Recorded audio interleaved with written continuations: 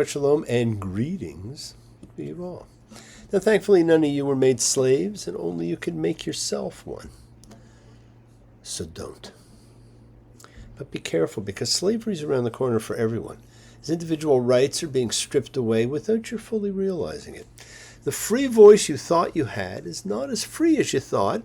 It's being threatened by the mob mentality that signifies modern society. Do not get caught in the mob or its mentality. Seek your true self, and know that it is never too late to find your best self. So please, never lose sight of who you are or who you can be. It is fear that drives us deeper into restrictive, painful ego states and away from a direct experience of our true nature.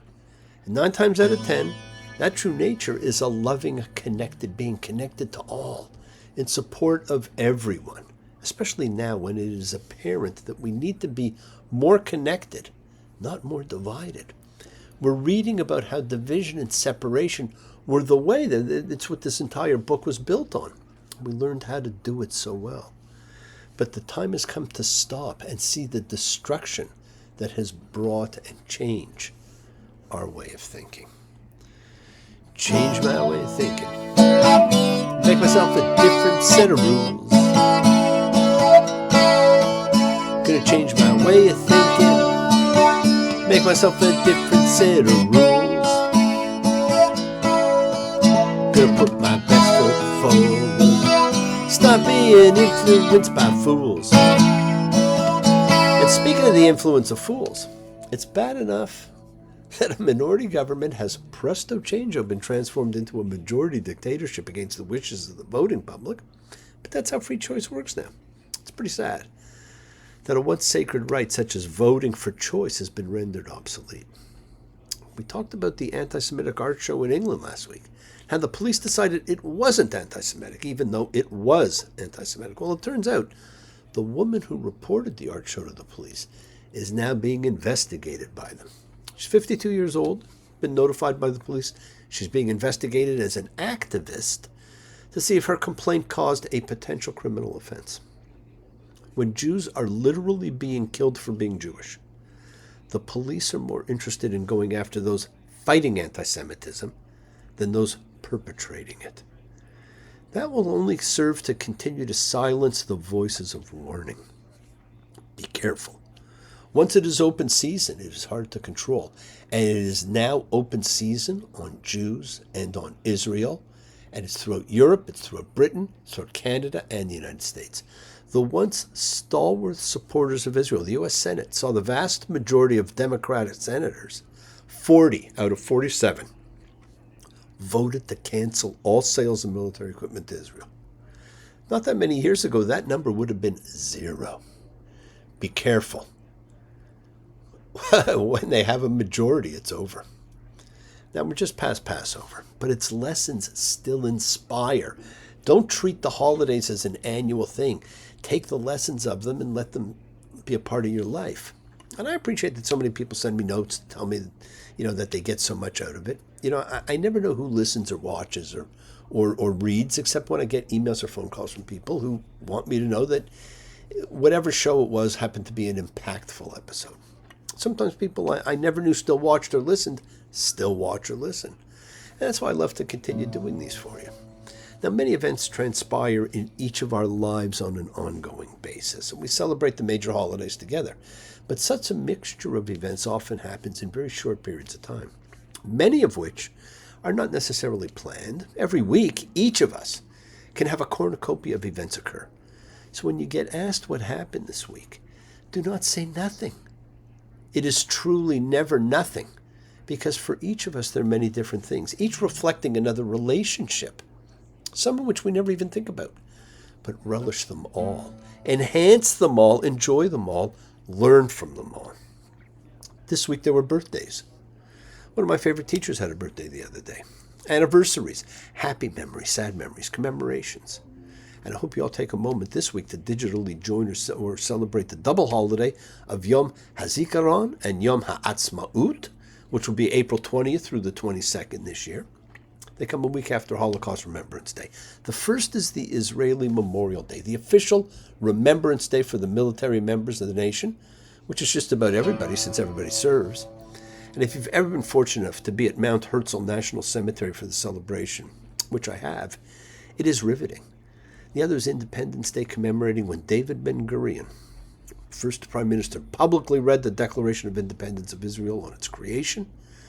And we should all everywhere honor our independence, our freedoms, our inalienable rights to joy and self-determination, our God-given rights to truly live in the image of God. My friends, that's not a Jewish thing. That's a human thing. It's for all of us. But the concept of community is central to Judaism, which is, again, forefront in today's reading, to the ethos of the Jewish people. But community, our way of being together, our way of organizing our collective lives, has changed and evolved as the world has transformed.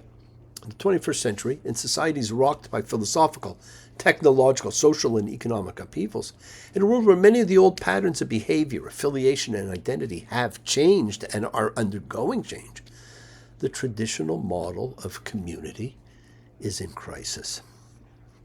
So let's all take a moment now and let's take this opportunity to come together as we put our differences aside. And let's join as a like-minded group, a collective consciousness of seekers showing faith, any and all faith, love, any and all love, a true chavura, a fellowship expressing our nature of kindness, compassion, thoughts, feelings, hopes, dreams, and wishes.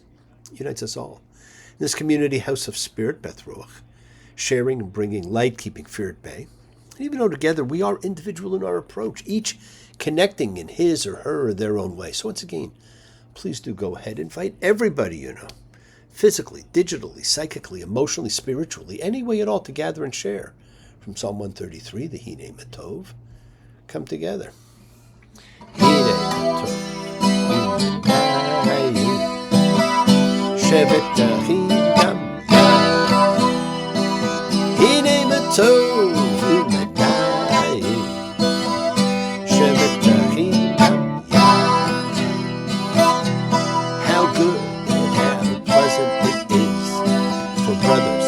sisters together.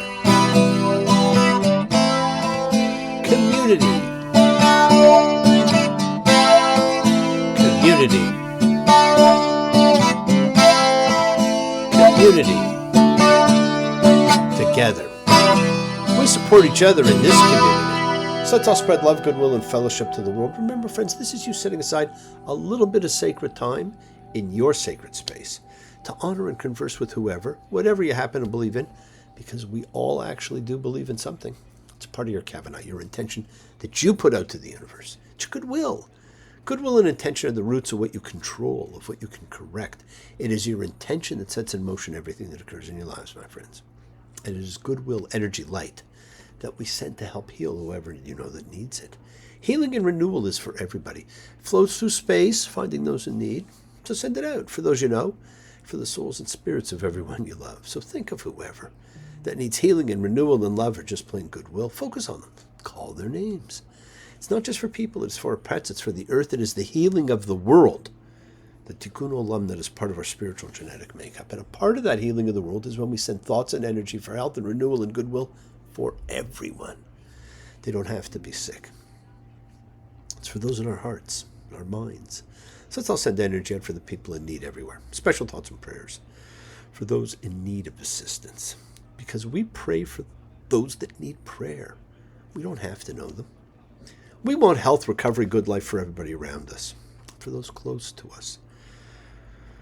For the siren Circe, with her entreating voice, lost in a world of despair and fear, not realizing how loved she really is. For super learned Leo, a spark of insight and inspiration whenever you need one. For my hard-working students seeking knowledge. For Ishtarovich, torn between two worlds. For Alan. For Corey and Sherry. For Gabe and Pinky. For Lily. For Giggles and Alana. Poor Bird and Carson. For Luke and the MW. For the Elf and Ruth. For Roberta and dear Inura and Winston with their love and sense of community. For John and Fern. May their birthdays be for joy. For Maria and John. Dory and Gloria. For Connie and Ronnie. Tally. Mayim, for the beautiful birthday girl Nina and Linda and Danny, for all those suffering and in need.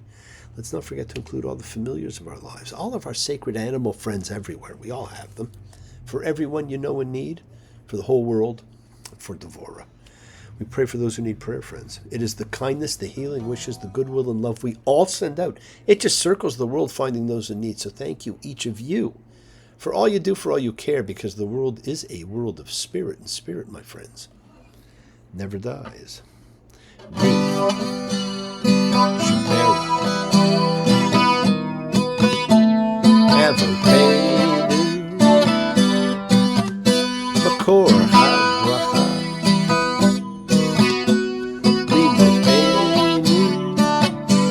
May the source of strength and bless the ones before us. Help us find the courage. Make our lives a blessing. The renewal of body. The renewal of spirit. Let us say, Amen. Let us all have our spirits renewed, because this is the great prayer for healing, which we call upon God to heal as he has healed before. Mishaberach, may he who blessed, because all healing is a blessing. Let's all send and receive healing and renewal energy, and for efforts to love, to share, to care, to grow. Now, believe it or not, there's only 4 more weeks in Leviticus, the shortest of the 5 books, and 3 of the 4 are small double portions like this week. Aaron's sons are dead. We saw them taken like a sacrifice. And Aaron is told not to mourn them, not to honor the sacred relationship of father and son. And instead we get right to further division and definition. The great distinction, the central theme of pure versus impure, clean versus unclean. The calling card of Leviticus and the entire priestly function. And how it will be demonstrated is by dermatological disorders. As we read tazria and metzorah, conceived and leper. Very interesting double reading. Now this week we revisit a topic rarely talked about, especially biblically, and a visible disease very much biblical. The first is menstruation and the second leprosy, but neither are what they appear to be. Only once before was the way of women mentioned, when Jacob fled with his family from Laban and Rachel was not searched because of her condition. This isn't a disease. But blood is the life force of man and is special and is always treated special. Out damn spot out, I say. One of the most dominant of all Shakespearean scenes, Lady Macbeth and the blood. And so we are at our first reading about impurities and the differences between those to do with males and those to do with females. The differences can be striking. Leviticus 12:1. A woman, when she will bear seed and give birth to a male, will be impure 7 days. She will be impure like the days of the impurity of her menstruation. And on the 8th day, the flesh of his foreskin shall be circumcised. Now that, of course, is the second of the 4 covenants God made with man. The covenant of Abraham regarding circumcision as membership in the tribe. Leviticus 12:4. 30 days and 3 days shall she remain in blood of purity. She shall not touch any holy thing. She shall not come to the holy place until the completion of the days of her purification. And if she will give birth to a female, then she will be impure 2 weeks, like her impurity. 60 days and 6 days she shall remain with the blood of purity, double if female. What does this tell us? What does this tell women in general? We then immediately move on to something else with Leviticus 13:2. When one has a visible problem on his or her skin, sore, rash, discoloration, injury, scab, allergic reaction, loss of hair because of medical treatment. It's a special distress, embarrassing, frightening. One feels ugly. One does not know how long it will last. One wonders if others are making fun or pitying or feeling disgusted. The laws in this section convey that it is not the person who's done something wrong. It's not something intrinsic in the person's behavior. Being impure because of a skin condition does not mean that one has done something wrong any more than being impure because one happens to be menstruating means that one has done something wrong. But because we are now dealing with visible issues, it is different. Visible is different in the Bible. Invisible means you don't know. which is why Orthodox men will not shake a woman's hand. You just don't know their condition, their state, their level of purity. Everything comes down to pure versus impure. But the visible, now that's different. And the section becomes fixated on leprosy. Because leprosy is an obvious sign, but it's actually a metaphor for something else. An older English translation represents the Hebrew tzarat, as talked about here as leprosy. However, modern scholars are unanimous in rejecting this identification. It is now skin blanching, an alteration of the pigments of the skin. But leprosy has such a much more powerful image to it, with skin and body parts falling off. It refers to certain skin condition whose nature varies. The main points we have to note are, it's not medicine, it's not about medicine. It's about a specific group of skin diseases. They're dealt with by priests, not physicians. And the priest's task is to diagnose the condition, not to treat it. Leprosy is not a punishment from God. We view it as such, but at no time is it mentioned in the Bible as such. It's not about morality. And again, who's always in charge? The new class, the guardian of the abyss, the priest. The priest is the doctor, the physical, the emotional, the spiritual. His role is not just the doctor, he's the shaman, and perhaps he's the witch doctor. Ooh, ting tang, walla walla bing bang. Ting tang, walla walla bing bang. My friend the witch doctor taught me what to say. My friend the witch doctor taught me what to do. Now in this case, the priest is the witch doctor. The priest examines him, separates him from the tribe, and the priest shall see him again on the seventh day. And look, if the affliction is faded, if the affliction is not spread on the skin anywhere, the priest shall declare him clean. If someone is afflicted, Leviticus 13:46 tells us, he shall call out, unclean, unclean. All the days that the affliction is on him, he shall remain unclean. He's unclean. He shall dwell apart. Outside the camp shall his dwelling place be.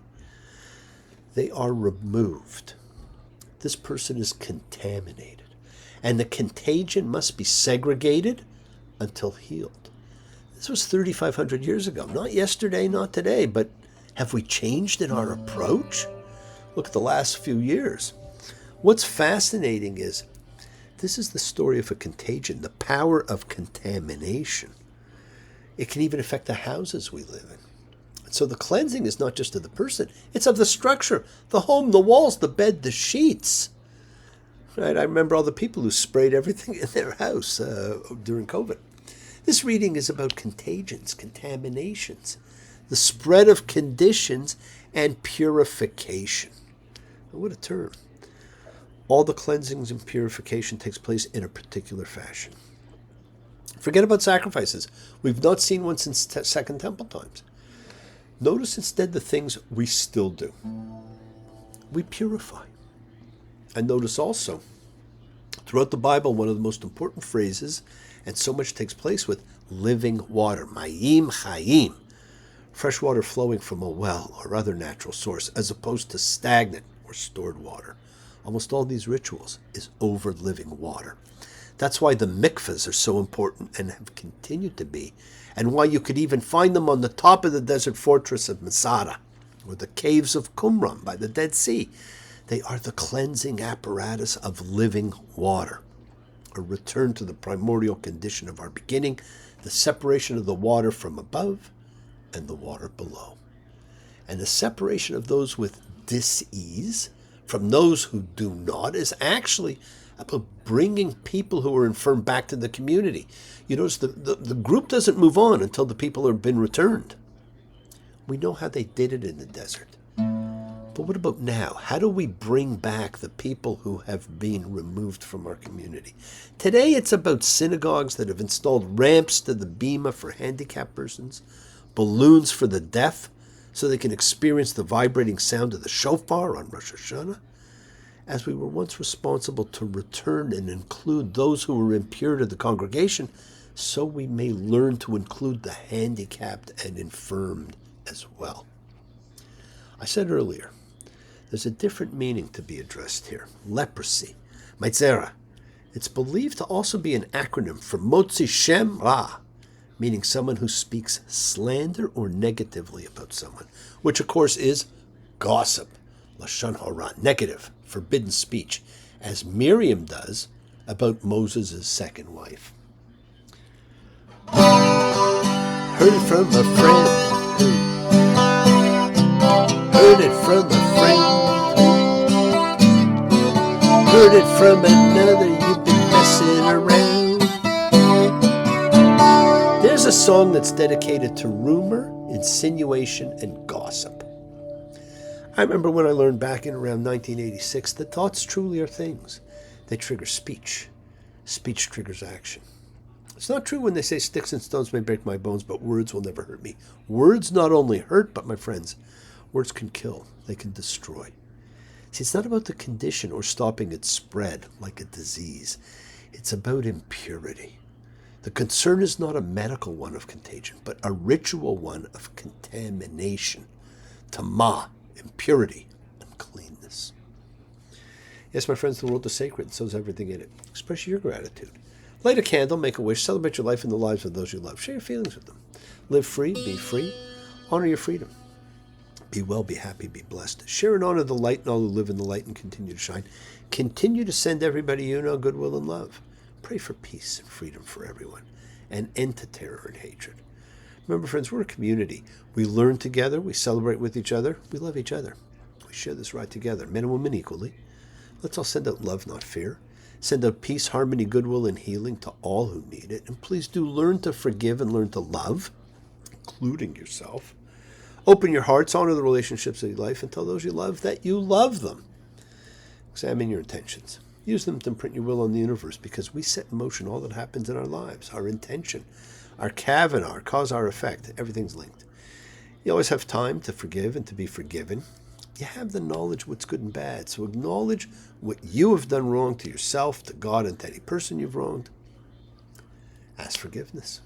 But always do so with sincerity, with accountability, with vulnerability. Forgive those who've hurt you as you learn to be forgiving and compassionate, because the secret of forgiveness, compassion, and peace can be found in acceptance. Can you accept yourself, other people in the world just as they are? Can you accept life as it is without trying to control it? If you do, you can experience the peace that acceptance brings. Keep on dreaming. Keep on being. Keep sharing. Keep shining. Keep teaching. Keep spreading joy and goodwill. Do not follow fear. Follow love. It's always in front of you. Work to be present in the body. Expand your heart. Quiet your mind, because the deepest source of real power lies in consciousness and the ability to be mindful, to be aware, to be present in all of life's circumstances. Love with the heart, because we're all part of a greater whole. Embrace love, not fear. Forgiveness, not anger. Be there for someone, because someone will always be there for you whether you know it or not. And continue to explore faith and belief, and never accept shame as a natural state. Whatever you feel, others have felt. Whatever you've experienced, others have too. We share together. We learn together. And we help each other, because we are each of us trying to find love and acceptance and support. We all have or could have that special someone in our lives. So find them. Tell them what they mean. You're never alone on your journey. Keep forgiving those you need to forgive, and keep asking forgiveness from those you need to ask forgiveness of. Listen to the voice of God as he talks to you. Never stop asking questions. Do not gossip. Do not slander. Do not invite impurity into your lives, but continue to ask. It's impurity which is now different.